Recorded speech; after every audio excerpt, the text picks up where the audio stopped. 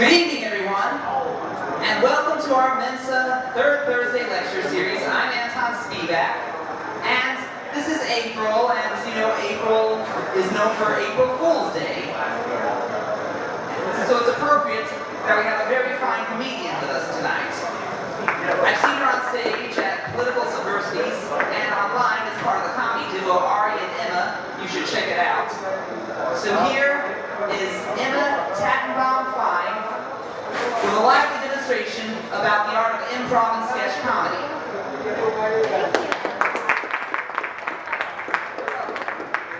I'm so happy. Do I need this? Yeah. Okay. How does this sound? Does it sound okay to you? Very loud. Yeah, okay.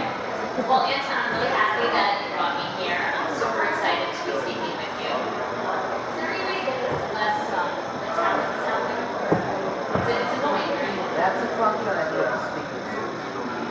Not the mic. The metallic. If I do this, can you hear me okay without this metallic thing? Or if I don't keep it far away? Okay, so I'm thrilled to be here. You all look like very nice people. So let's get this started. Well, that's true too.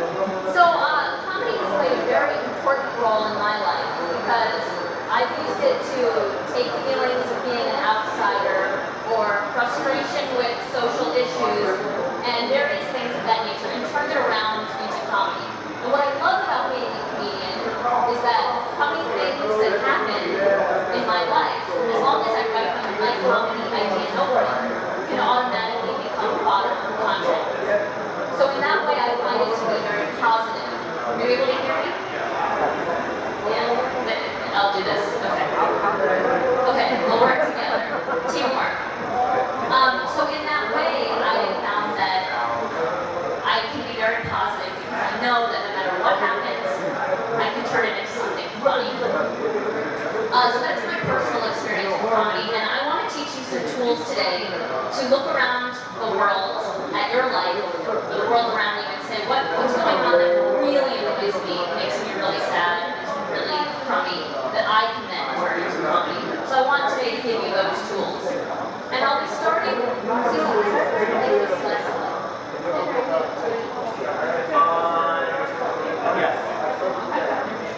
So I want to give you tools starting with improvisation comedy. What's improv in a comedy capacity? Anyone tell me? Yeah, unscripted comedy. What's sketch comedy as opposed to improv? Scripted, right. And then what is satire?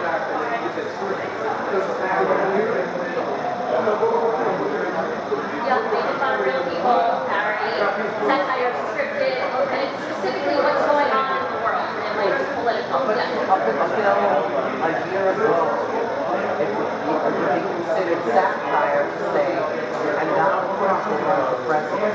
Right. So maybe the attitude about satire shifts over time. There are things that would have seemed satirical that are now real. So, Network. Movie. right. Network. Yeah. So sketch and satire come out of improv. So you never know. Right. So the rules of improv allow us to write a sketch. Okay. So improv allows us to get sketch comedy. What happens in an improvised setting that if it's funny, we can look at the patterns that we got out of our improv and turn them into sketch. So I'm going to teach you improv and then sketch, right? Because that's the progression. The first, most basic improv concept I want to give you is group mind. So group mind is a shared cultural consciousness, something that we all have in our brains at the same time. So if you've ever played, how many of you have ever played in a band or orchestra or sung in a choir? In that group, you were breathing together, you were watching the conductor, you had group mind. You weren't all playing your notes at the same random time. That's an example of group mind. That's our problem. Yeah, unless you were really bad, in which case perhaps you didn't have enough group mind. I would venture to say that the more group mind your group had, the better you sounded. Some other examples of group mind might be when that are basically the same thing. Another example of group mind would be fashion. I remember I wanted to wear my hair in a side braid, this is like 6 years ago, and then I had that idea, and then I walked out the door and I saw 4 other people the same day with a side braid. And that's when I realized, oh, this idea that was my special idea is actually group mind. We're all having the same idea. So, right now, if we were to go into our collective group mind, it might have things in it like the New York primary, or the Microsoft store, or the cupcakes that the last group was eating, I happen to notice. Maybe that's only my mind, but group mind would be our shared experience. So why do you think group mind would be important if you were improvising in an ensemble? What are some reasons you would need it? To get the measure of each other. To get the measure of each other. Think about the band work, for example. Why might you need group mind if you're creating content in it? Yeah. We have to work smoothly together. Yep. Get everyone on the same page, work smoothly together. What are other places where group mind, other examples in your life where you noticed group mind or you wish you had group mind? What? Like a sports team? Any kind of team. Okay. What? Yes, group mind crossing the street. If someone gets hit by a car, they may not have been tapped into the group mind around them. Yeah.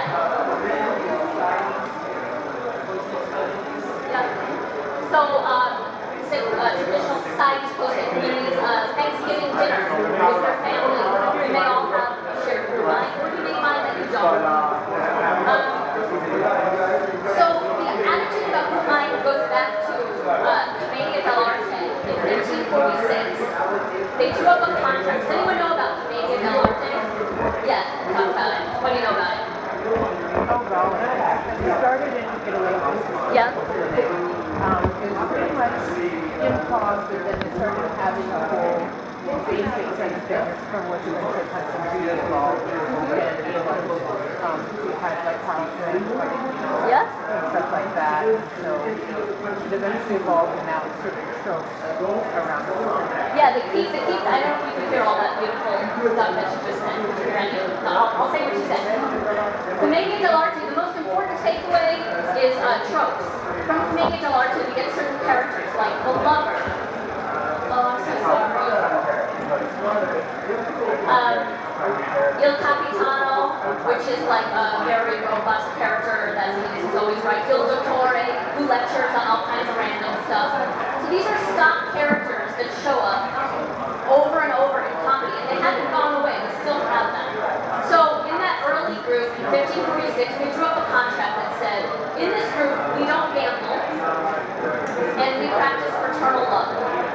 So why do you think a group that was just forming to do comedy, that was improvised together, would have policies like, we don't gamble, and we're nice to each other?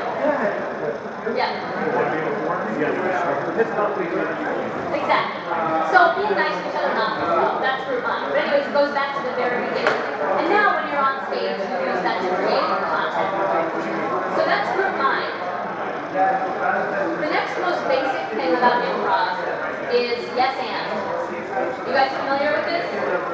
So yes and is agreement. This is the building blocks of improv. So if I say, this is an apple, then you're going to say, this is an apple and it's delicious. And I'll say, yes, it's a delicious apple. I bought it at the store. And then you would say, the store on 42nd and 5th. And I'd say, that store is always crowded, right? So that's how we build, as opposed to the opposite of yes and, which would be, this is an apple. No, it's an orange. And then our scene is, that was that, right? Okay. So that's the next most basic thing. So we've got group mind, we've got yes and. From there, we have the idea of the first unusual thing. This is where things start to get a tiny bit more complicated. The first unusual thing is both in improv and in sketch. And this is where we start to see the transition between performing and writing. If we were all in this room hanging out having this conversation, and an elephant walked in, that would be the first unusual thing. Everything else would have been usual. We were chatting, there were computers around, I'm screaming over a lot of sounds, it's very typical New York. The unusual thing would be the elephant. So that's a very obvious example. The first unusual thing isn't always so obvious though. It might be more subtle. It might be an improv scene where someone makes a choice to have a big emotional response. So let's say I'm doing a scene with you, and we're eating birthday cake together. You don't have to do anything, I'll do the scene. We're eating birthday cake together, we're having a lot of fun, and then you say, I really like your shirt, and I fly into a rage. I'm furious about the shirt. That's the first unusual thing. It breaks with your expectation. Okay, so it's less obvious than the elephant, but you see how that's something that if you're in an improv scene, you always know a big emotional response is a choice that you make. So, when you look at some of the scenes that you really like, and the first moment that made you laugh, that was the first unusual thing. Does anyone have a favorite sketch or a favorite comedy moment from television where you can identify for us what the first unusual thing might be? Be a moment that made you laugh. Yeah. Right. So who's on first? What's the first moment in that where you laughed? Do you remember? Well, the fact that it's all things what I don't know, so it causes a lot of confusion. Right. And so what I want to get you is a perfect example. What I want to get you to be able to do is know when that first moment happened. So when you're watching sketch comedy, think about when you first start laughing. Okay? That's your first unusual thing. Now when who's on first, once we know that that's the first unusual thing, they use repetition and they do what's called heightening. So the first unusual thing is that thing where you're like, what? And then you laugh. If it's successful, you will laugh. That's how you know it happened. And then it's going to repeat and it's going to heighten. What do you think I mean by heighten? Don't overthink it. Huh? More extreme. So if the first unusual thing here was that an elephant walked in, the repetition might be that other zoo animals start to come in. The heightening might be that the animals get larger and larger. So let's say that a T-Rex is the next thing that comes in. That would be one way to heighten. What are some other ways we could heighten? Let's say the elephant walks in.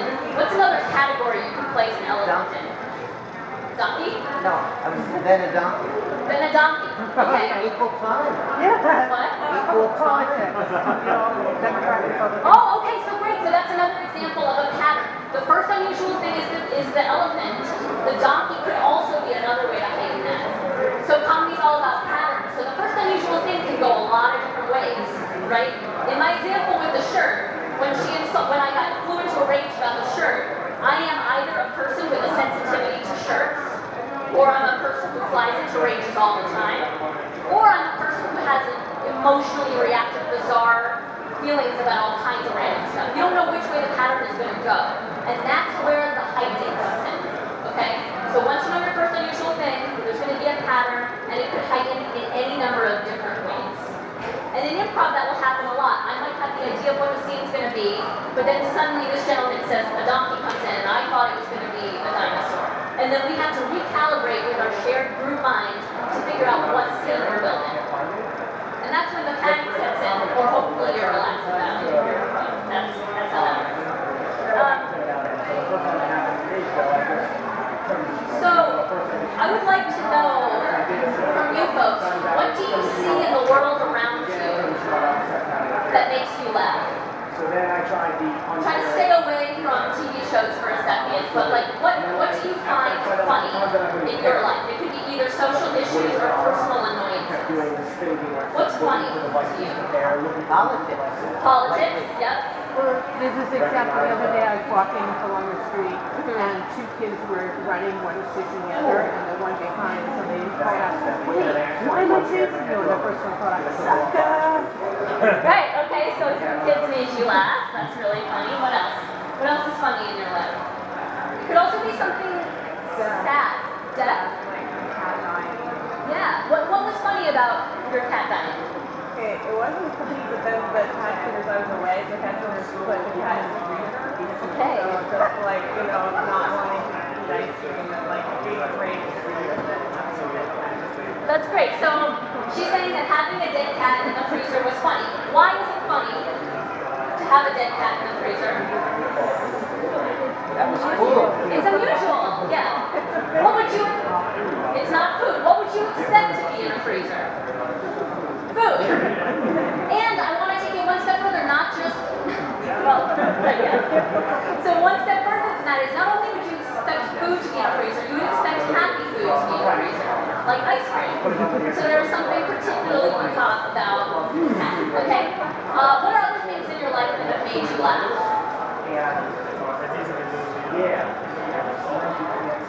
Janani, what about you? You can go to social issues too, I'm not just happy, whatever you want.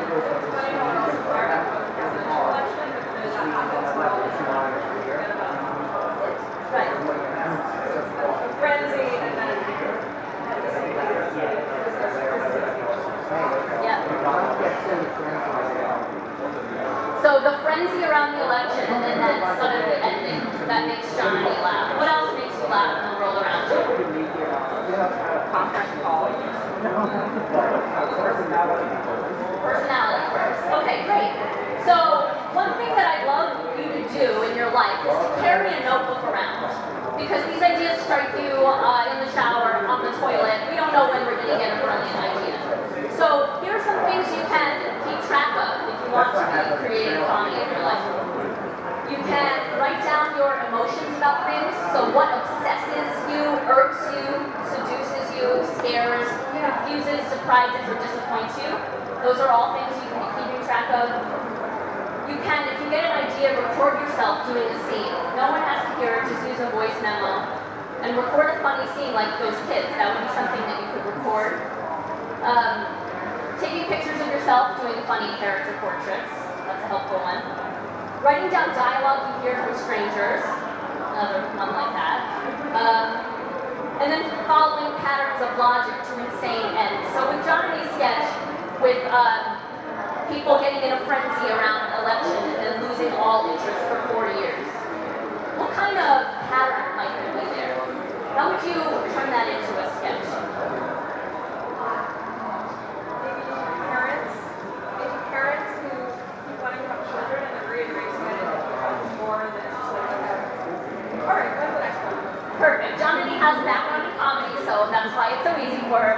But she gave the example of having a baby and then being like, okay, on to the next, right? That takes the same logic, the same pattern of the presidential election and heightens it to something even more emotionally charged. Yeah. Or a time machine that will, on the day after election, shoot your forward 3.5 years. That's great. To the next election, or track you in the same way that you're being punished. Track you in a campaign that So maybe it's that we get so excited about elections that they're addicted and we just want to constantly be traveling into them and never living the boring part in the middle. Yeah. This is not mine. Okay. On Facebook, you know, talking about Harriet Tubman getting Yeah. a $20 bill.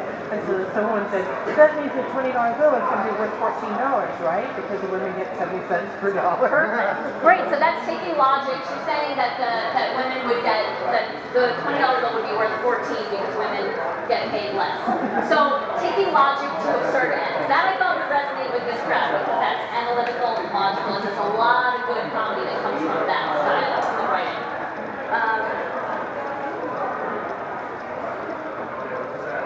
So we talked about repeating and heightening. I would like to, for those of you who are interested, get you on your feet in a circle and try out some improv. But it's going to be very chill. It's just going to be a warm-up exercise to get our creative juices flowing so that we can do some writing. Okay? So those of you who would like to, let's form a circle just right in the middle. And we will, if you'd like to join us, we'll incorporate you. Okay, is that okay? Okay, awesome. All right. Okay.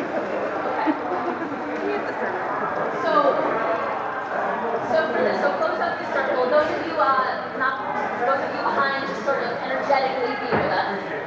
So this is called Crazy Eights. And make the circle a little more circly. Right now it's sort of like a range in. This exercise is called Crazy Eights. And it's very simple. This is all you do. You go 1, 2, 3, 4, 5, 6, 7, 8. 1, 2, 3, 4, 5, 6, 7, 8. 1, 2, 3, 4, 5, 6, 7, 8. 1, 2, 3, 4, 5, 6, 7, 8. And then 7, 7, 7, 7, 6, 6, 6, 6, 5, etc.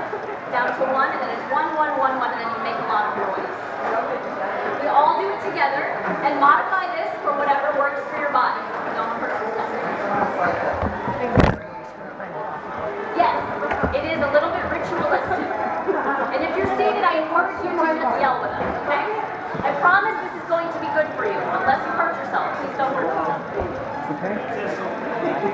Okay, ready? We're gonna put our energy into the middle of the circle, okay? Follow me.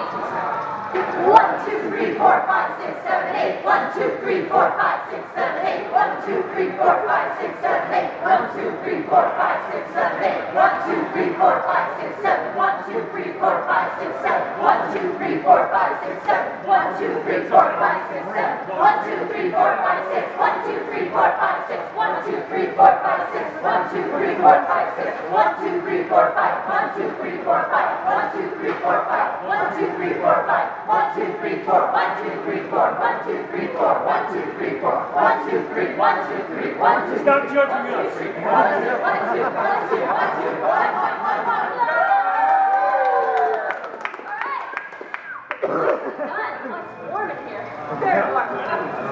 All right, so a lot of good eye contact. I didn't tell you to do that, but some of you did anyway.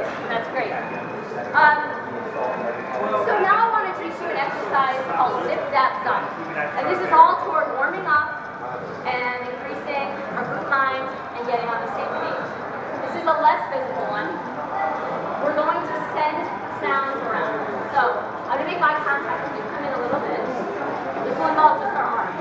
Let's make a little more space.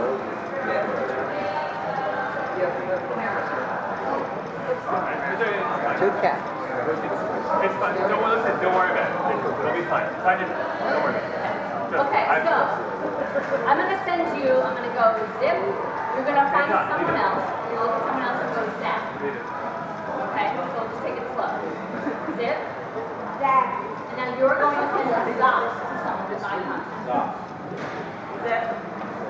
Zap. Zop. Stop. You have to look at somebody and do that to somebody else. Yeah, let's go from you with your zop. Okay. Stop. Nice. Zach.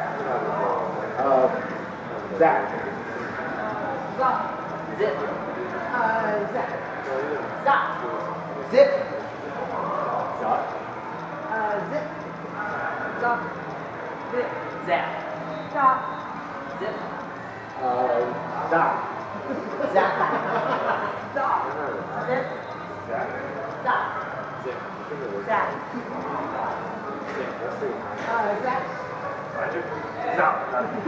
Sia.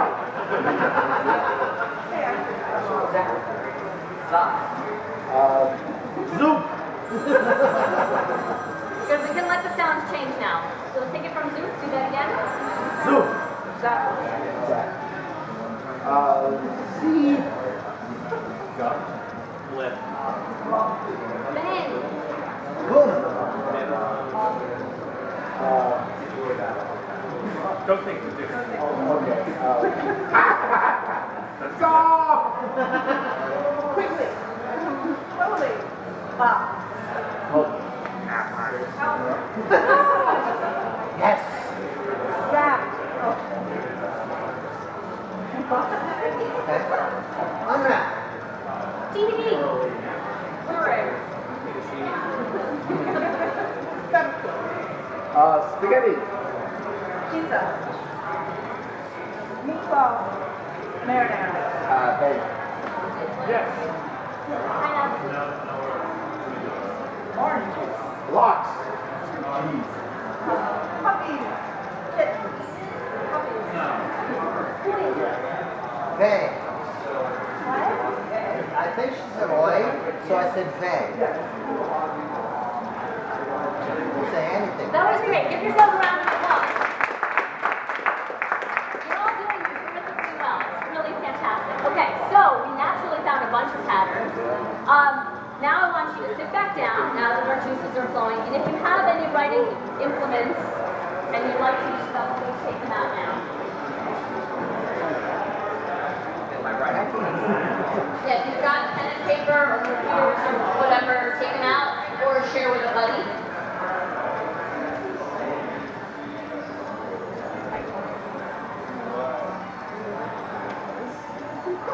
So now I want to do a little bit of writing with you. We're going to start with outlines of how we would write a sketch. Okay?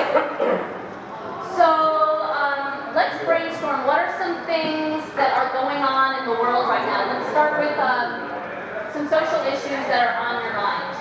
Flint, Michigan. Flint, Michigan. Great. What else? Slashing and stabbing. I'm sorry, what is that? What is that? Slashing and stabbing. Oh, okay, got it. So, great. Can I violence? We'll see. Yes. Okay. Is slashing and stabbing a thing right now on the Okay, Flint, Michigan, and slashing and stabbing. That's okay, it doesn't have to be funny. We'll make it funny. What else? Bathroom law, North Carolina. Okay, yes, North Carolina bathroom law with trans folks, right? Okay, what else? Gun control. Gun control. Yep. Anything else on your minds? Bicycle. Yeah. What? Oh yeah, Prince died today. That's another one. Prince died today. Probably not touch that. Although a lot of my friends said that God must be starting a really great band, and that's what's going on with everyone dying. So that was kind of sweet, funny at the same time. Yeah. Well, Pat Boone criticized the SNL sketch, and I saw this comment. So Prince died and Pat Boone is still around? There you go. All right. And who was still around? Pat Boone. Yeah. This white red guy is still around. Right. So, you know, God gets to take whoever God wants, and then we're stuck with the leftovers down here. Okay, so which of these so far are most interesting to you? What would you like to write about? Let's pick one to start with, of all the things we just brainstormed. What do you feel like will have you the most ideas for? Where do you gravitate toward emotionally, or any part of you? The bathroom one? Anyone else? Yeah? Okay, just to get us on the same page, Johnny, can you tell us what's going on? Just briefly, North Carolina passed a bill that would allow, it restricts friendship with people to meet, which only go to the bathroom if the gender will be born with, not the one they identify with. So it's dangerous for them, and it's, illegal like that. So, okay, well, we went with a heavy one, but I set us up for that, so let's do it. Okay, so, what would you say? Well, let's start with what's the emotion that brings up for you? Someone who feels an emotion around that. You're shaking your head. Do you have an emotion Really around it? annoyed because I used to live in North Carolina and I used to be proud of so much of it, and I'm like, oh my gosh, what have you done in North Carolina? Okay, so, what would you call it? Shame or embarrassment? Yeah. Okay, so, what's your name? Tanya? Tanya, you've been so great. You have so many ideas. So Tanya is talking about emotions, shame and embarrassment coming up around this headline. Shame and embarrassment are a great place to start for sketch comedy. I know that seems surprising, but actually it's going to work. Okay.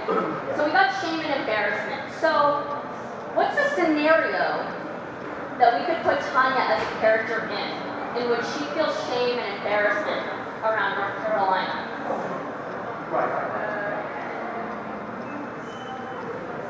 Solve the problem of those who go back. Okay, it's another sketch. Okay, wait, can you hold on to that idea? We are coming back to that. Well, I'll forget immediately, so hold it. Okay, so but we're focusing on Tanya's concept for a second. So Tanya's so embarrassed and ashamed about North Carolina. I'm going to give you an idea here. Let's say that Tanya is a tour guide of North Carolina. She's so proud of the great state. And then while she's giving the tour, right. Or she's bragging about North Carolina. Let's say she's bragging about how great North Carolina is, okay? So, Bunch of charlatans.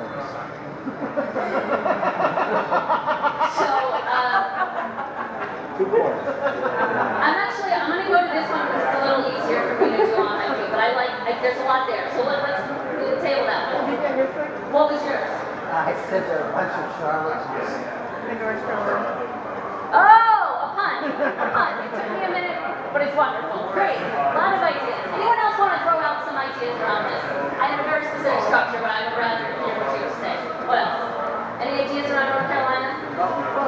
Not mine, Trevor Noah's, but he's talking about having a guard there in the bathroom, checking everyone's birth certificate. Perfect. And what you could do during the downtime, like you could do texting for the people while they're doing their business. Right. Like, yeah, just tell Shirley that I'm going to be like 5 minutes like, dude, I'm going to add in That's great. All right, so let's say we put our sketch in the bathroom, right? It's a regular day in this bathroom. What might be the first unusual thing that happened in this sketch? When you open the door to the stall, you see a border patrol. Great!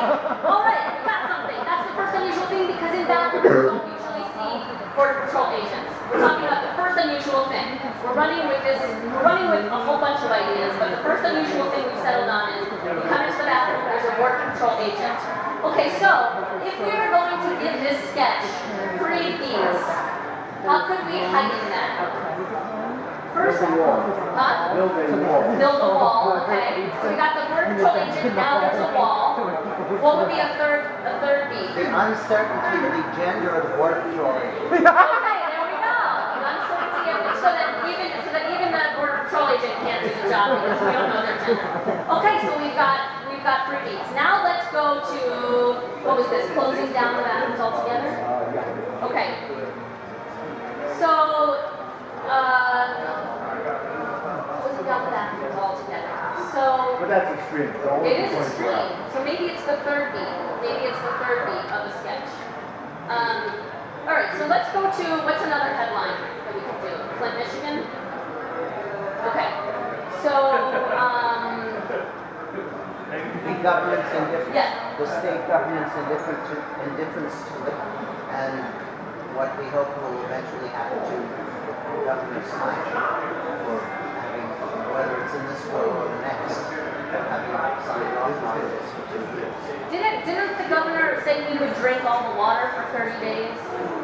Yeah, but who's going to make sure he does? He took it home. Right. He's not sitting in that room. Yeah. Okay. But it's a filter home. Right. So, Yeah. Okay. We're going to ancient Rome. Yeah. Take me there tonight. Do it. Yeah. Only the really super rich were Yeah. able to have lead grapes and lead knives and forks and glasses. So you could set Flint or ancient Rome and then have this whole thing about, oh my gosh, why are the poor people getting all the lead water and the rich Yeah. people are getting the bottled water. So we would be reversing the attitude about lead, or it could be that the government could say, well, lead is a great honor. You're so lucky to have lead. So in your version, tell us one thing once that you said. Well, it'd be in ancient Rome. Okay. And then so there'd be this whole big fuss about why in this town, Flint, the poor people are getting all the lead. Right. And the rich people are drinking bottled water without the lead, when it should be the other way around, because the rich don't have this fancy lead stuff. Okay, so if we were setting up that sketch where the rich people are very jealous of the poor people because they get to have all the lead. This is putting Flint, Michigan in ancient Rome, okay? This is just one of them. Tony's very creative. We're gonna go with it, okay? So how would we establish that this is what's happening? Before we do our heightening, how would we establish, what might the scene look like to establish that the rich people are jealous of the poor people with all their lead? How would we establish that?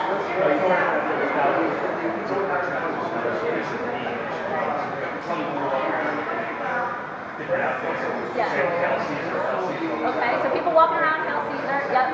And then so we would establish for an ancient Rome. How would we then visually establish that the rich people are jealous of the poor people for all their lead? How can we do that?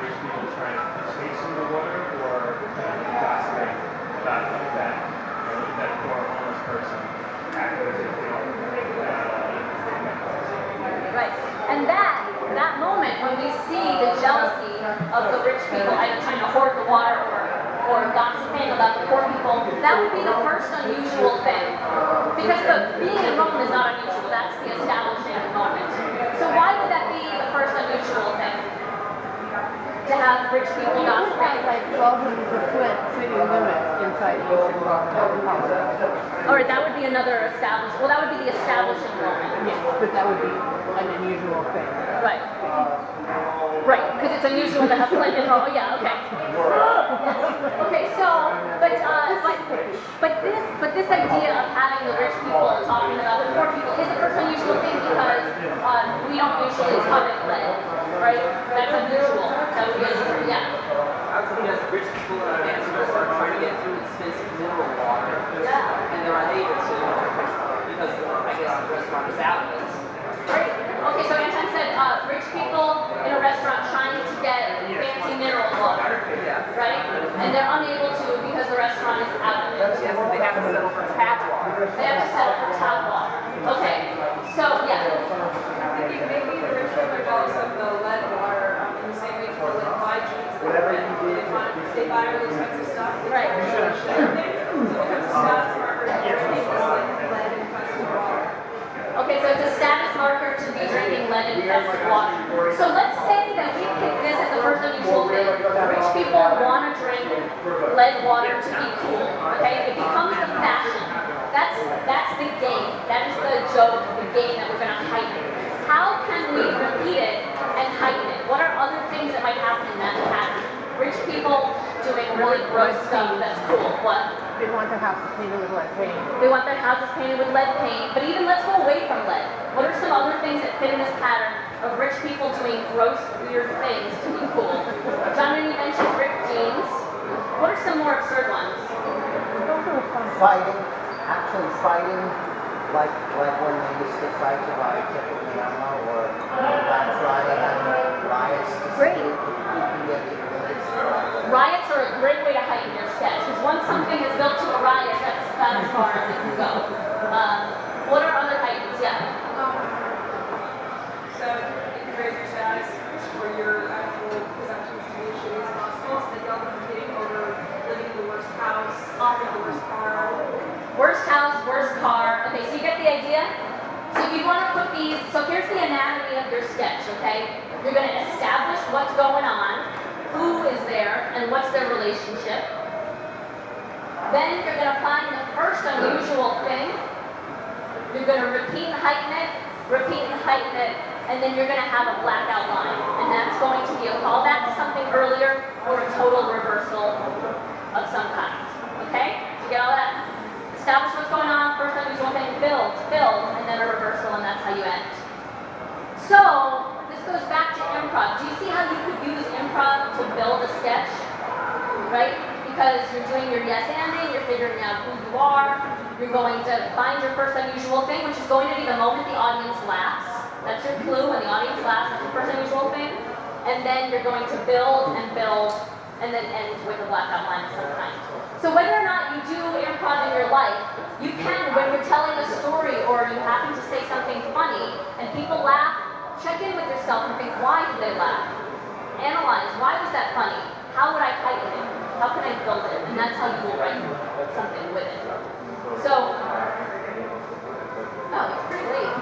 Wait, it's almost 9. Almost 9, but things have to make it 10. Right, okay. All right, you guys able to stick around? Yes, Patty. Okay. I looked at my watch and asked you all the time. Okay, so it's a good sign. All right, so what's another one of those headlines that we had? Zika virus. There's a new one. Okay. What are some emotions that come up for you around the Zika virus? Fear. Is that really fun? Anyone excited about it? So if we have a sketch in which everyone is fearful of the Zika virus, and then Tanya comes in and she's excited about it, that's the first unusual thing. And then we're going to want to do what's called justifying. We're going to want to figure out why is she excited about the Zika virus. You got to put other stuff. They make, yep. The mosquitoes make great pets. Okay, they make great pets. What are some other reasons we can justify? Hot drug stop. Hot drug stop. Oh, she's got like a pharmaceutical thing, and okay. Is she like being evil scientist? No, Well, cure. I think she's always wanted to have an She's always wanted to have an ensemble child. There's got to be someone. Okay, too soon, but you know. All right, yeah. She just wants attention. Great. Yeah, she's got a cure. She's going to make a ton of money. Okay, what are other reasons Tanya might be the only excited person about Zika? She likes to be different? She wants to, she likes mosquitoes, she's madly in love with mosquitoes. Okay, she's madly in love with mosquitoes. Yes, Tanya, tell us about your process. I'm a big fan of the film Spivack. I think that's what everyone's talking about. Oh, that's great. Okay, so she's confused entirely about what it is. So, the blackout line might be where we find out that the whole time she thought it was something else, right? So we could build and build where she just tells us she's so excited she's having a party and she's bringing dancers, and it's catered, and she's thrilled, and we just think, oh, this is super weird. And then the final beat is the reversal where we find out she thinks it's a movie. Okay. Well, we're in Central. First test audience. Okay, so any questions about what this pattern is? I think we've drilled it pretty intensely. Questions? Here's about this virus and his reasons for being glad that there's a mutant virus carrying mosquitoes. Then in the end, she realizes that they're talking about something else. Right. She's confused about the whole thing. Yeah. So the general pattern is figure out what's the establishment, what's normal in the world of the sketch, what's the first unusual thing, heighten the person. Okay? So now that's the basic broad strokes anatomy of the sketch. We practiced it. Let's now go back and look at how we establish it in the very beginning. So in order to create the world of the sketch, we have to know who the people are in it. And the quicker you can establish a relationship, the better. So what are some examples of a relationship that two people can have? Love, hate. Love, hate, okay. Yep, what else? Siblings. Yep. Best friends. Best friends, what else? Co-workers. Neighbors. Strangers. Yep. Now, if you're going to do strangers in your scene, just make it so that they have a strong opinion about each other quickly, because you run into some obstacles with that. There's another one. Yeah. Members of a comedy team. Members of a comedy team, great. Okay, so those are all relationships. You want to quickly establish at the top of your scene what their relationship is between one and the other. Then you can use a strong emotional choice to get into that first unusual thing. So, what I'd like you all to do is, using Zika virus, Flint, Michigan, or the transgender North Carolina law, I want you all to outline your own sketch with your pen and your pencil and your buddy. And if you don't feel like it, just watch someone else do it, or talk it out with each other. Okay? Or talk amongst yourselves. And I will be coming around to offer assistance. But I would like to get you all to outline what your sketch is going to be. Yeah. Yeah, you can. If you wanted to go with your cat situation, I'm throwing the cat out as another option, okay? You can also do the first unusual thing, the free beats, and a blackout line for that. Okay? Alright. Alright. I'm gonna give you 10 minutes, and then I would love to hear what you come up with.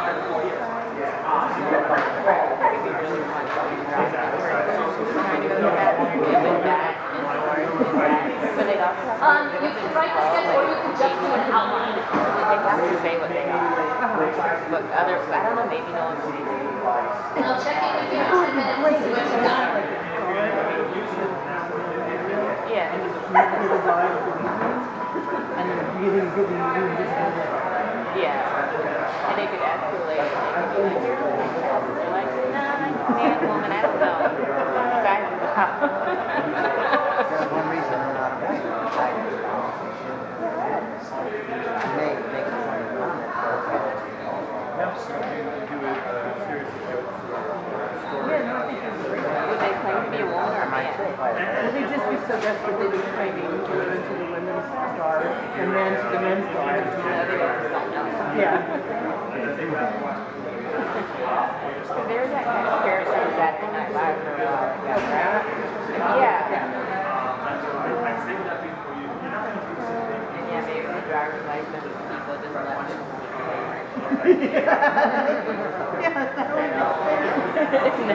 They didn't want to act to confirm, like the writing wasn't very clear.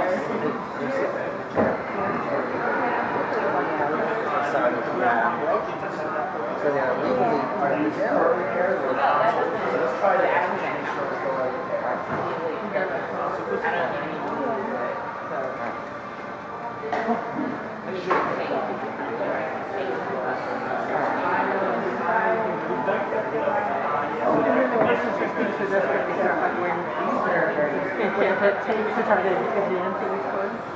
Or maybe they get in and the people are like, you're not a woman. Like, I am. That could be the And they ending. get, yeah. Next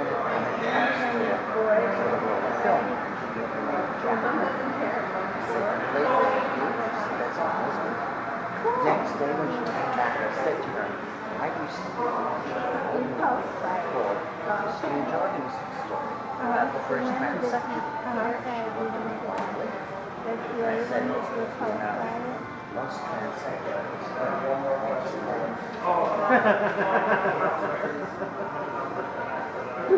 Oh, yeah. Right. See, I actually read something. Yeah, I can't.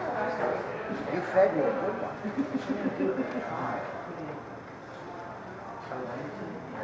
I didn't really come to learn how to write because I have no ambitions to be a writer. They stopped me out of the wars. Sold cameras and printing for many years. Thank goodness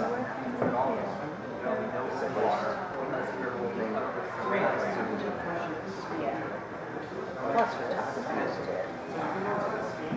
The dark side is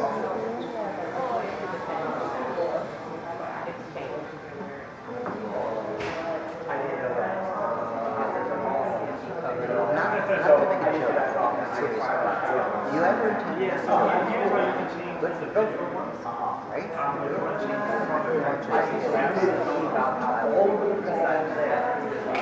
But pretend you did just for this. Smart enough to like yourself, Does anyone need paper who doesn't have it? But You okay there? Sure. Okay, I got it next card if you need. by the latest, you have enough. By the latest grammar from teenage, take when she now Satire is her kids. If she doesn't, that's she's not going to be able to show off her baby pictures. Right? They won't be in prints and albums. They'll be in a computer and a wall. Actually, they have photos like every year. The last week was in you get there, it's so cheap. You get like the whole Most home printing isn't. I wish we keep it. Most people have that. They keep their images in their I have make that temperature. The little boy on the truck in front of the grocery store. We're having a sale at the store. People get. We're having a sale at the store. And people are in front of them. So you want to get Also, you needed so the app was called, and the reason to be serious, when you open it up and look at that, it's like and it was called, for us right now. Nothing to do with that. It was based on a bunch of eventually went over to meetup. Well, so no kidding, your friends will kids and I'm talking about couples that was stopping joining the activities because they were so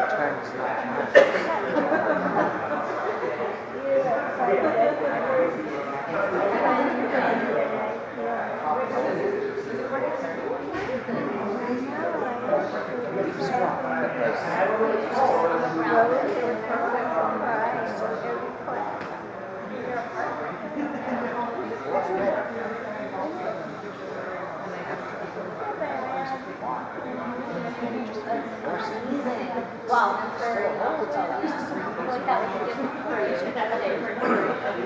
That's so cool. Family wants you. I'm glad they had an owner. Yeah, they were strong for my favorite. They're not, it's a lot.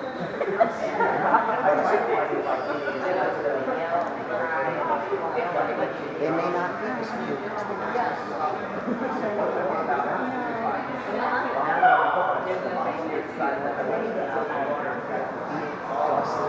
And just suffer for at least 18 years. And then I tried to say, And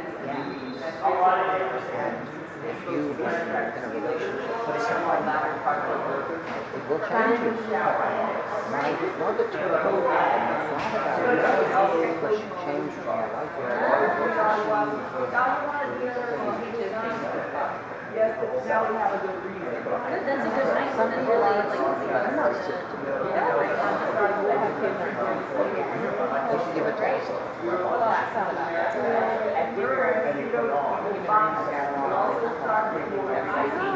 But this is not a great great. So it's just like taking the thermometer and growing into it. So what kind of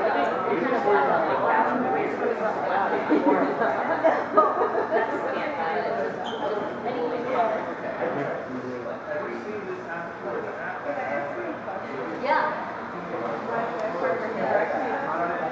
Oh, okay. She's really funny. I mean, she's killer. No, I knew you too. You knew some secrets. But the improv thing was Okay. so what do you Okay, so you want to go with what's your concept? Cat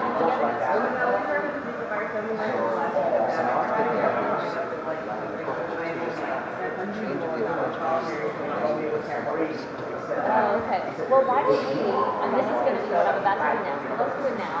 Instead of using your analytical mind, use a character. No, I mean, So what's the character that you're thinking? But the person who always does. That's being funny. Okay, great. Perfect. Great. So, One thing. and we're going with slash and staff. Okay, so Gandhi's all about peace. Okay. Okay. Yeah. So putting Gandhi in a scenario where there's a lot of violence, Another one's or children.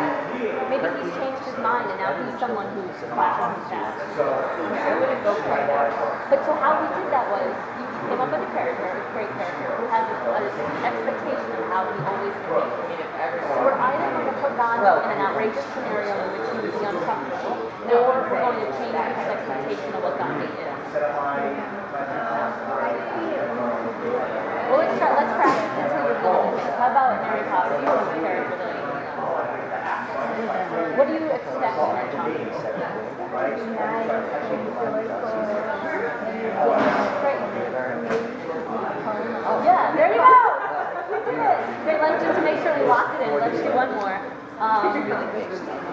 What's another character that we know? Another question? Okay, what would you expect children to do?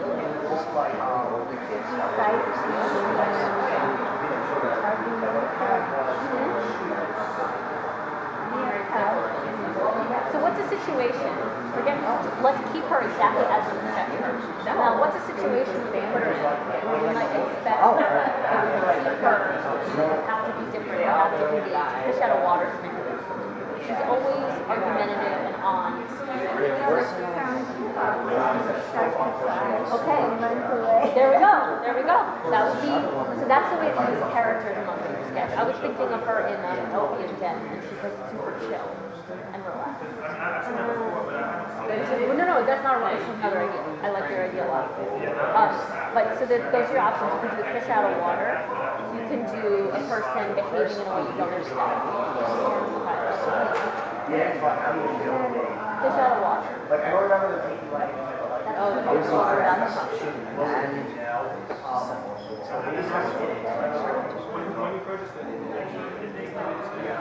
All right.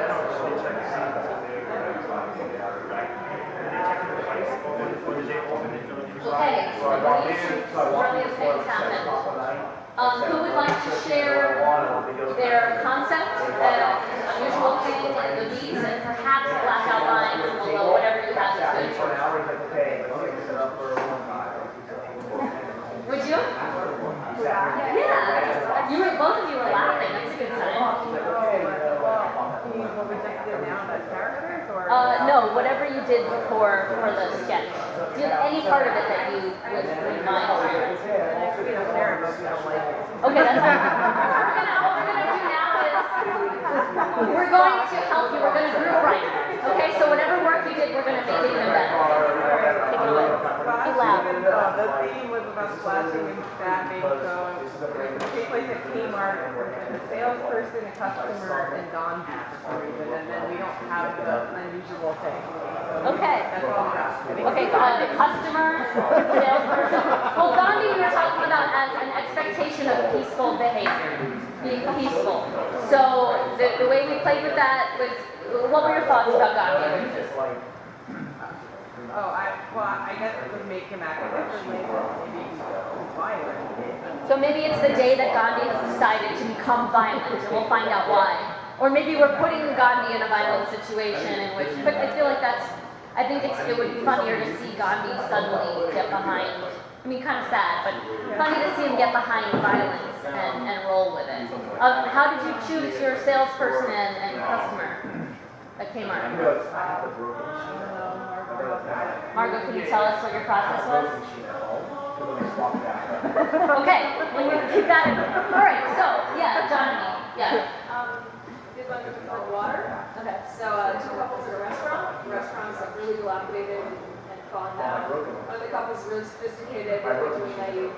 And the waiter comes and like, we want tap water, sparkling water, and lead water. And one couple orders lead water. So the other couple is like, we don't understand, we're scared. So then that couple does hiking. They're like, oh, we're changing our life, we're downsizing, we live in a shipping container, we eat rotten food, we're just lifestyle revamp. The waiter comes back and doesn't have any lead water. A couple goes insane and they get really angry and they start throwing things and screaming. And then the woman says, I guess I'll have to drink my own water. And she takes a bottle out and it's like sewage water. Got it. And that's the blackout, right? Okay, so what was the first unusual thing? I guess ordering, I guess probably why the restaurant is like so crappy and scary. I guess the first unusual thing is having lead water As not. Okay, and then how did you handle that first unusual thing? Well, I guess, that sets up the question and why lead water. And then that couple was like, well, it's part of our lifestyle change we're making. We want everything to be really, derelict and broken. So when Johnny's concept, the idea of justification comes up, once you set up your first unusual thing, you're going to spend your sketch justifying it. Heightening, justifying, they're all different ways to get to the same point. What about you in the blue? You think right? Yeah, sure. Okay. So I did the North Carolina bathrooms, and he's a character in line for TSA scanning. And he's on the phone, he's like, North Carolina is beautiful, call you later, gotta go. He gives the person's ID, and they give him the weird look and say, oh, you used to have long hair. He says, sure, just cut it off. And he says, okay, we're gonna have you go through the line. He says, oh, but I have priority boarding. But they make him take off his shoes and put his stuff through the conveyor belt anyway. Forgets to take off an earring, so he gets pulled over for a pat down. So the first thing is the ID, the second thing would be conveyor belt, the third thing would be the full body scan and pat down. Finally gets through and he goes to the lady and says, how do I get to gate 57? She looks at him and she says, honey, this is just the line in the back. Great. All right.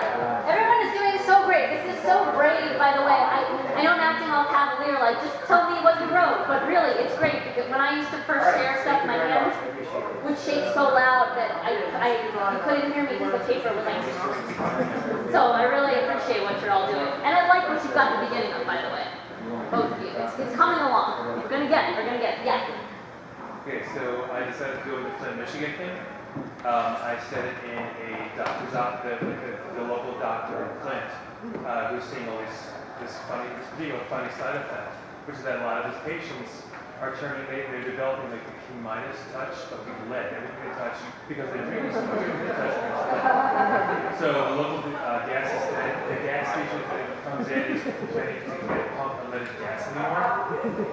Local DJ comes in and complains every pushing a button for it comes out as a Zeppelin. A local guy gets an erection, lasts 4 hours, supposed to see a doctor. It turns out he just jerks off constantly. His penis is turning into a pencil. He goes and throw in a joke about like he's happy to the gut to try to cure him, but he doesn't know what right with if it goes away. So then ultimately the doctor decides he can't operate on shooting victims because he keeps adding bullet wounds. So he decides to leave town and selling out to the new guy who keeps buying up all the spare land in town. Nicholas Flamel, philosopher stone.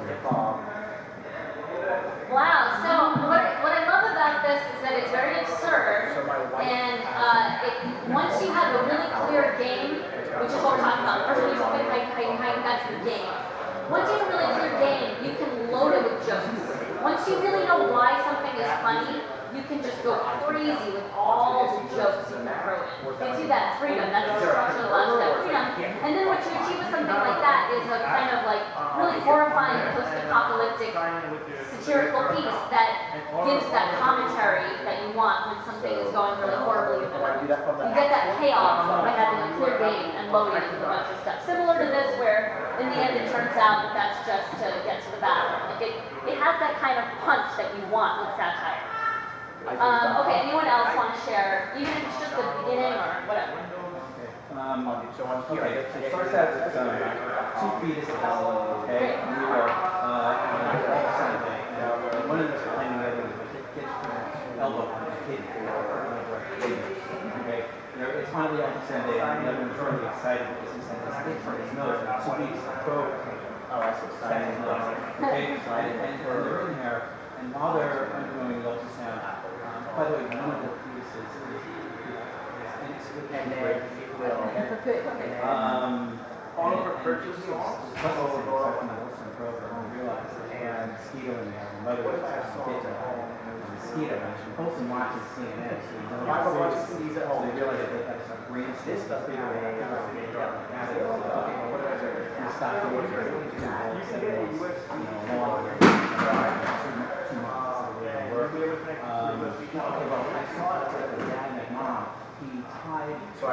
So one thing is okay, Tom, it's a punch play. And stops Ezekiel from getting in there.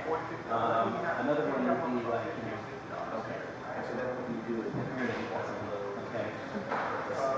Okay, but maybe we can go out to a CBS. Citronella so that's something I really need to backtrack it to the beginning. This is great. Let's take it back a little bit. So the establishing and the first unusual thing are kind of one and the same. But what's the what's the first unusual? What is the unusual thing? First thing is 2 pieces. Okay, great. 2 pieces are talking. First unusual thing. Okay. What else is unusual about it? So that is essentially the game, right? I mean, we may have 2 games going on, but first unusual thing is that fetuses are talking. What else is unusual about the fetuses? They're world savvy. So I think the fact that they're talking is heightened because not only are they talking, but they're having very adult conversations, right? They're not baby talk, which I guess is theoretically what fetuses might do, baby talk. They're having like adult conversation. Okay, so you're heightening that. What's another unusual thing? Right, so that's another unusual. So that's another. This is our first sketch that sort of has multiple games, which is okay. So one fetus being British can heighten that maybe that fetus has a penchant for fish and chips, and the other wants McDonald's. Okay. So okay, and they're trying to prevent. I'm a little unclear. Yeah, the mother was bitten by and they're trying to keep away from themselves. Yeah, like over the house by the adult before. Okay. You got to figure out something out of this. Okay. Maybe we can yell C7 really loud. Right. And so there's like 3 games, and it's important for you to know that these aren't just a series of funny things happening, because you will get very lost as to right. You need to know why they're funny and how you're gonna heighten them. So one game is that one of them is British, the other's an idiot. I'm assuming the American is the idiot. It doesn't have to be. Then we've got the fact that they're problem solving how not to get secrets. That's another game that's going to heighten. Then we've got the Yeah. better than this, okay? Yeah. One of them is British, and the other is Trump. And all he wants to do is take it to the wall, Hispanics are coming in, Mexicans are all Right. So you're very creative. Make sure as you're doing your writing, you know which game you're hyping, and then you're going to have a great sketch. You're on a wonderful path. Just keep on sorting out which piece goes to which. Okay. Anyone else have any writing? Yeah. I have this idea where the response to the virus. First, the proposal is that all open water should be covered, so that we surround around all the ponds and lakes and the park, even covered the Hudson River. Also, people will be required to be fully clothed at all times, even in the shower. He advises them to just put a hose inside their shirts and throw in some soap as well. He also decides to ban the nudie bars, which is what Giuliani wanted, but now we have a good reason. He also requires that we build a giant wall around the city to keep out all the mosquitoes. And henceforth, all insects will be required to provide documentation. And so people are now shouting, 2 legs good, 6 legs bad, 2 legs good, 6 legs bad. Awesome. Great job. All right. Give yourself a round of applause. So this is how writers' rooms work. You're doing what people do when they write comedy. You pitch a bunch of stuff, and then together we improve upon it. Okay. So with our last bit of time, I would like to take this into a conversation of character, which we started having with Gandhi a little bit. For example, let's take a character we all know, Mary Poppins. Don't answer because you already know. What do we expect of, everyone know who Mary Poppins is, right? No? Mary Poppins is a British nanny character played by Julie Andrews. And Magic powers. yes. So what are some, so that our friend knows, tell us about Mary Poppins. What are some, just give me one quality that Mary Poppins, one quality she has. She got the children to slide up the banister. Okay, so what quality would you call that? Telekinesis. Sure. All right. Yeah. Thank you. All right. What are other qualities? Practically perfect in every way. Great. Practically perfect in every way. What's another quality she has? Sunny disposition. Sunny disposition. What else do you expect of Mary Poppins? Do you know Mary Poppins? Okay, flying with an umbrella. Magical. Yeah. Very responsible. Very responsible. Like you should be if children are hanging out with you. Yeah. Well, she's very sneaky. Yeah, she's mischievous a little bit. Yes, she manipulates people into doing what she thinks they should. True, we're getting deeper into the character of Mary Poppins, but yes. So, but let's go a little surface with this. Responsible, sunny disposition, practically perfect in every way. She's beautiful. She's magical. What would be a way for her to behave that would not fit within the strata of the schema of Mary Poppins? What would be a way for her to behave that would be wrong? What? Drink. Drink? Drink up? Alcohol? What else? She has been a nanny for too long and gets tired of it. Okay, so drinking. Oh, before she was doing it. So how would she show that she was over it? What would you do? She's disheveled, she's yelling at the children, she's drinking while she's on the job. So no longer sunny disposition. What else would be breaking your expectations? Set her up for music skills and she's expected. Right, or maybe she'd start doing heavy metal or like death metal. That would be unexpected, yeah. Instead of flirting with that one guy who's dancing with multiple men. Right, she turns out to be very promiscuous. Yeah.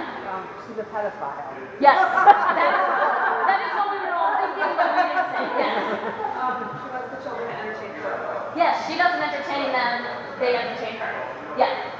She's transgender and she's online in the bathroom with the kids and she's got to speak to prostate exam.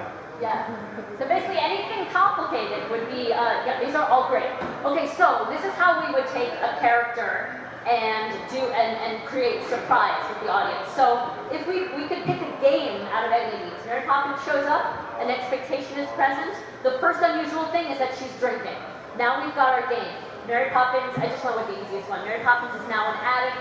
What are some ways in which we can heighten the fall of Mary Poppins to become this derelict, like horrible human who's suffering?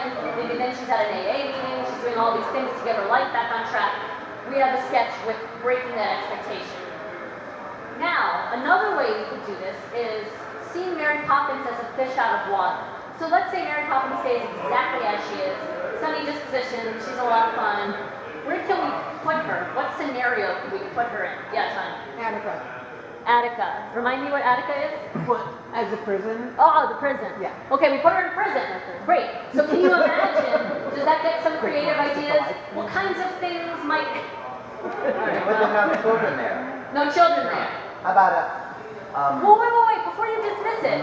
Putting Mary Poppins in a situation with no children, when she always takes care of children, you see how that could be funny? You see, do you really see? I don't want you to lie to me. I only lie when I'm in bed alone.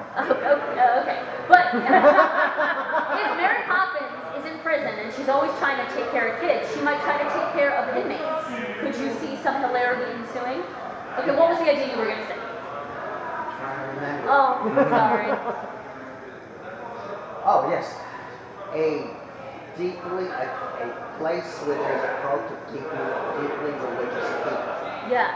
Like where Jim Jones had his compound. I would love to see Mary Poppins in a cult. A Mormon group. Yeah. Okay, great. Oh, she's like wife number 6. Well, so that is a fabulous sketch. If we see Mary Poppins in a cult, but Mary Poppins as a character always goes along with everything and has a sunny disposition. So we have then 3 beats of Mary Poppins being confronted by horrific scenarios in which she's like, well, I always go along with it. And then maybe the reversal at the end is that she kills everybody or whatever. Or she breaks out of the cult or she starts her own cult. But anyway, so character is another really helpful tool. So let's do a fictional character now. What is make up a character for me? A person who always does X. Give someone a quirk. No wrong answer. 7. Huh? 7? Very good.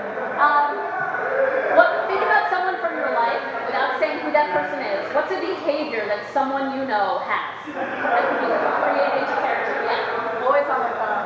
Okay. A person who is always on his or her phone. Okay. Huh? Manic. A manic person. So let's do, yeah. Someone who's always right. Yes. You tell her something, oh no, that's not how it is.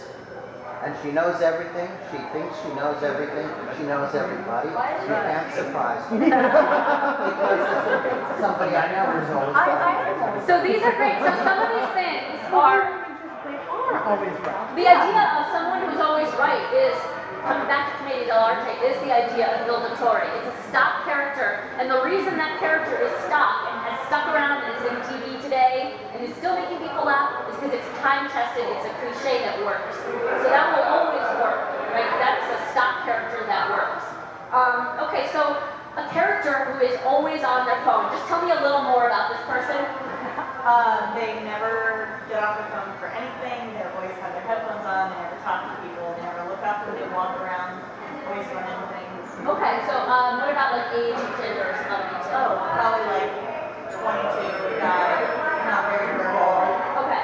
Always So like quiet, shy guy, 22, nonverbal, always on the phone, does not look up. So we know this person a little bit. Let's call it like what's a name? A fake name for the person. Max.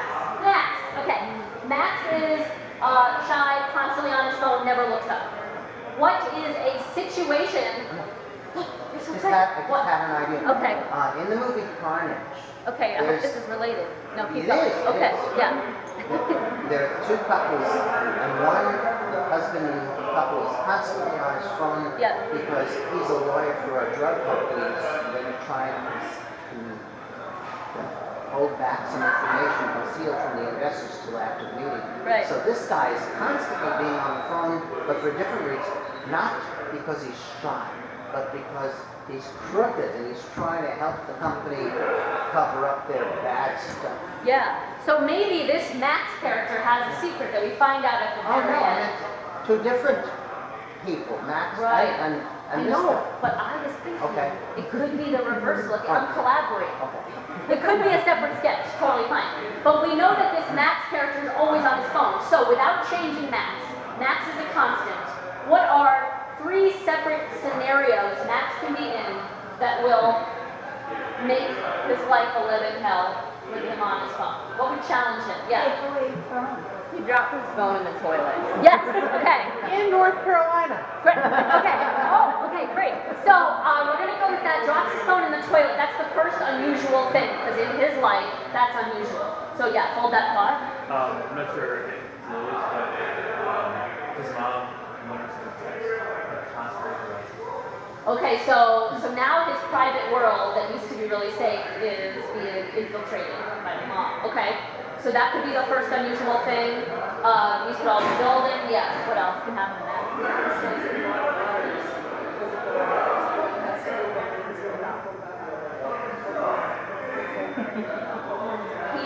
he's back. He literally doesn't know how snail mail works. Okay, great. So these are situations. So we can take a character and then create comedy by putting that character in fish out of water situations. Dropping the phone in the toilet is a fish out of water situation. The mom suddenly coming into his world would be an unusual thing. Being baffled by snail mail. So now let's look at, so we've got the fish out of water idea. Now, doesn't work as well. The Mary Poppins thing works, but this doesn't. Yeah, okay, what's another character? Sorry, that was a private moment. Never mind. What is another character from your life that you can tell me about? Yeah. I knew this person who was very literal minded and couldn't understand metaphors. Like, I just told her about this person I knew who I described as being one dumpling short of a cuckoo clap, and she goes, huh? He's not the brightest bulb. What does that mean? The person next to me says, he has an IQ of 70. She goes, Oh, okay. So very literal things make her laugh. yes. Okay. Alright, so we've got a character who only laughs at literal things and does not understand any kind of metaphor. Okay, my brain's starting to fry, but let's see if we can do this. I could see that character laughing at a math problem. Well, that doesn't work. It's not very funny, apparently. Yeah, Anton, how about a poetry reading? Yes. Where she doesn't have a clue what they're saying. Yeah, okay, great. Okay, what are other scenarios? So she's not going to understand poetry. What else will confuse her? Yeah. Maybe she's like a CIA agent and they speak in code and they speak in metaphors. But she doesn't understand anything. Oh, great, so there's lots of codes and she doesn't understand codes. What else will flabbergast her? This builds off of Anton, but someone who loves her is trying to express how much he loves her. She doesn't get it. I was like, oh, I hope she gets that. Okay, yeah, so, yeah. Because he's using those flowery things. My love is like a red rose. Right. So putting this character with the third beat of the most romantic, metaphorical, like rosy, flowery kind of lover would be very funny. And what would be a reversal at the end? I have no idea, but what would be a way to finish that sketch? Yeah. She makes a metaphor. She tells Yes. She makes a good metaphor about the whole thing or something. Like she actually does get it. I don't Right. Well, Oh, I know. She makes a metaphor, but she calls back to the CIA, and it's the wrong code. Oh, yeah. And then something horrible happens as a result of her finally getting the metaphor, but at the wrong time. Emma, can you talk a little bit about the reversal at the end? How does that work? Yeah, so blackout lines are kind of tricky and mysterious for everyone. I have been thinking in the last few months, I have had a new writing job, and I'm thinking about how to make them really simple. And what I've been noticing typically works the most is a callback to something earlier in the sketch. So in this instance, CIA was a beat that happened a while ago, and coming back to that, for me, is the callback. It's something that, not that the audience forgot it, but it was a little ways ago. It won't work as a callback if it just happened. It has to be like, if the sketch starts here and ends over here, the callback will go to something that happened over here, okay? So it needs to be a little time that passed. So a callback will work, a reversal, so suddenly Mary Poppins breaks, and she was in the cult, she was being super sunny, and then we see her for the first time and be like, you know what, I'm gonna cut you. And like we see her change for the first time. It's a a broken expectation. Okay, so a callback or a reversal. Or another kind of blackout line that works is something that illuminates, we had another good one earlier, illuminates the space in a way where we didn't realize where we were at all. Like, if we found out that the fetuses that whole time were inside a specific person that we know who that is, like some kind of revelation of space. Okay, so a revelation of where we are. Or if we found out that Flint, Michigan wasn't wrong the whole time. That's my best answer for that. Another great thing to do with blackout lines is have someone else look at it. That's a great group right thing. You've done your best, you know your game, you've heightened, and then have someone from the outside come in and see what they can do to make it funny. That's something that I do with collaborative writing. I often don't know how to end things. Someone who's not as close to it can give you that insight. So yeah, call that or self-revelation space or get someone else. All right, any other questions? I'll be sticking around for a minute if you have any more questions. Yes. So, I got another idea for a sketch about school shooting. Okay. Well, you know how in the movie Carrie, she flips out of prom and starts attacking everyone?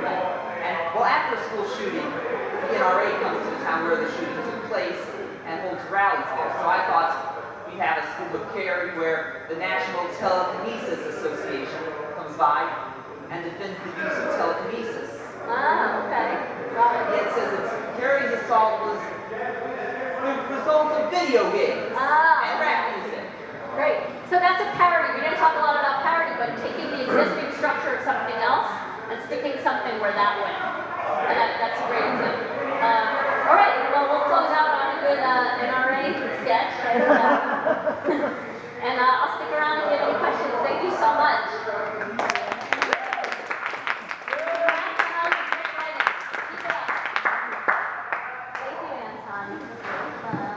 You're welcome, Emma.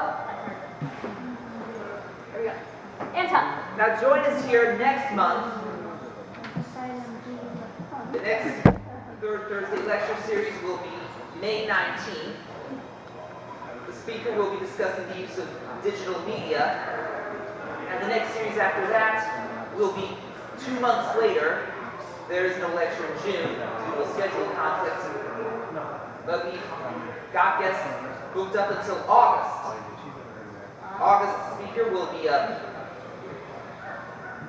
very talented motivational speaker. Yes, I've had a few life coaches here before, but we can never have too many of them, right? Yes. Anyway, I thank you all for coming, and I hope to see you back here same time next month, May 19th. When's the ABM? What are we doing about that? ABM? The annual business meeting? Yes, the annual business meeting is on June 16th. The third, which happens to be the third Thursday, right? Yes, the third Thursday, which is why Which is being moved to August. Got it. Okay, I'm just making sure. Yes. So the lecture for June was moved to August. However, September onward is still open, so if you or anyone you know would be interested in speaking for us, please let me know right away. What about July? We have a speaker for July. You could say Yes. He's an economic expert. Cool. And if you want to come to the, I don't need a microphone. If you want to come to the ABM, if you're not doing anything on your third Thursday in June, please come to the annual board meeting. Do we have a Thursday? It's this Trattoria in Astoria, right? That's correct. That rhymes. In Astoria. So if you're not doing anything that day, come down, check out what we do on the board. Anton's on the board, I'm also on the board, and that's it for this particular group. And we will be chipping in for some of the meals. If you want to come and share some food with us, we'll be heavily discounting your food, as long as you come and keep us coming. So come to the Trattoria in Astoria. It should provide much euphoria. And since I don't want to bore you, I'll leave this last thought for you. See you next month for the third Thursday lecture series. Check the Mensa calendar. And invite everyone you know. And be sure to check out Emma's work at arianemma.com. I don't think that website's working, but you can go to Tattenbaum-Fine.com. I'll give you I have my business cards and pens and things if you want to follow up with me or see my work or. Do you have videos up on YouTube? Yeah, a lot of videos. You can find them all on my website. I'll give you some little handouts. So, thanks again. And be sure to check her out at Political Subversities. They're this terrific political themed sketch show. And that's how I first saw Emma. Yep, we have shows this summer, so you can follow up on my website and I'll give you some little handouts. Yay! Thanks, Good night, everyone. Thanks for coming. Thank you, New York. Good night. Yes, it was so fun having you here. Was it Subversities? Yes, this is my, it's kind of tiny, but you can, if you want, this pen. It's got my it's got my name, and my website is just my name without the hyphen. Tattenbaum-Fine.com. Very long, but all my shows are on there. Yeah.